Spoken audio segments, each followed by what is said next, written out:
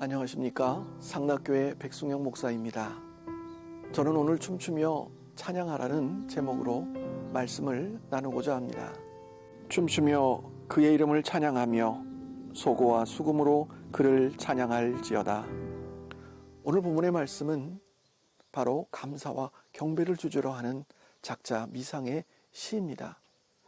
시는 3절에서 한 이 말씀을 우리식으로 표현을 해보면 풍악을 울리고 춤으로써 하나님께 영광을 돌리라고 말할 수가 있습니다. 그런데 여기서 춤을 추라는 말이나 소고와 수금으로 찬양하라는 말은 그 시대에 매우 위험한 발상일 수 있었습니다.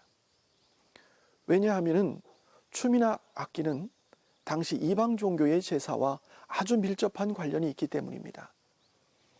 당시 이방 종교들은 대부분이 농사와 풍요와 출산에 관한 것들에 연관을 가지고 있었습니다.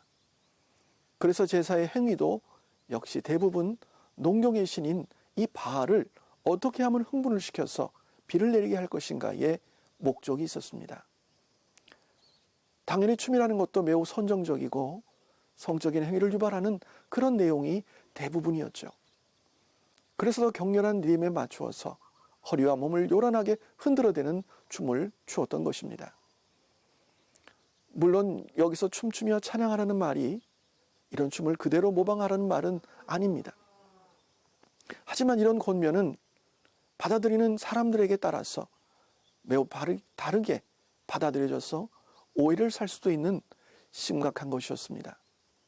그런데 이 당시 상황에서 이런 위협을 무릅쓰고 이처럼 춤추며 소고와 수금으로 찬양하라고 말했던 이유는 무엇일까요? 그것은 격렬한 리듬에 맞추어서 허리를 흔들어 현란한 춤을 추라는 뜻이 아니라 우리의 찬양이 이처럼 적극적이며 다양한 방법으로 최고의 찬양을 하나님께 드려야 됨을 강조하는 말씀입니다. 사실 오늘날 TV 프로그램을 보아도 등장하는 가수들마다 얼마나 열정적으로 노래하며 춤을 춥니까? 그것을 보는 관중들도 그들과 하나가 되어서 뜨겁게 노래하고 춤을 춥니다. 세상의 음악도 이러한데 하나님을 찬미하고 찬양하는 우리들은 그보다 뒤져서야 되겠습니까? 그들의 열정보다 떨어져서야 되겠습니까?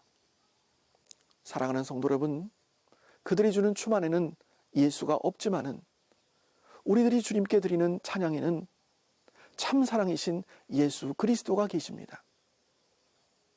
여러분 다윗을 보십시오.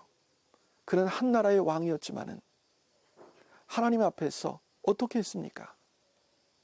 맨 앞에 서서 덩실덩실 춤을 추며 기쁨으로 주님을 표현했습니다. 그 기쁨의 춤이 얼마나 격렬했는지 그의 속살이 다 드러날 정도였습니다. 이것을 못마땅하게 생각한 아내 미갈은 그런 다윗의 행동을 비난하기까지 했습니다. 그러나 다윗은 놀랍게도 전혀 부끄러워하지 않았고 오히려 하나님께서 자신에게 베푸신 그 은혜가 너무 크기 때문에 마치 어린아이처럼 하나님 앞에서 얼마든지 뛰어놀겠다고 고백했던 것입니다. 여러분, 이것이 바로 성도의 모습이 되어야 합니다. 즉 성도는 하나님 앞에서 찬양할 때에 하나님을 기쁘게 하고자 열심을 내는 어린아이와 같은 모습을 가져야 한다는 것입니다.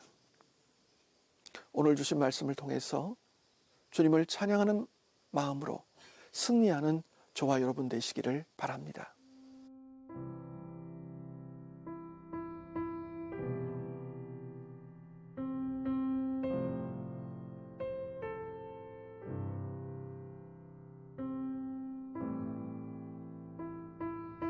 우리는 하나님 앞에서 어린아이입니다.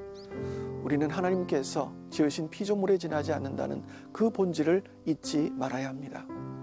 그러므로 여러분은 주님의 피조물답게 주님에게 구원의 은혜를 입은 자답게 어린아이처럼 순수한 마음으로 돌아가 여러분의 기쁨을 주님 앞에서 찬양으로 표현할 수 있기를 주님의 이름으로 축원합니다.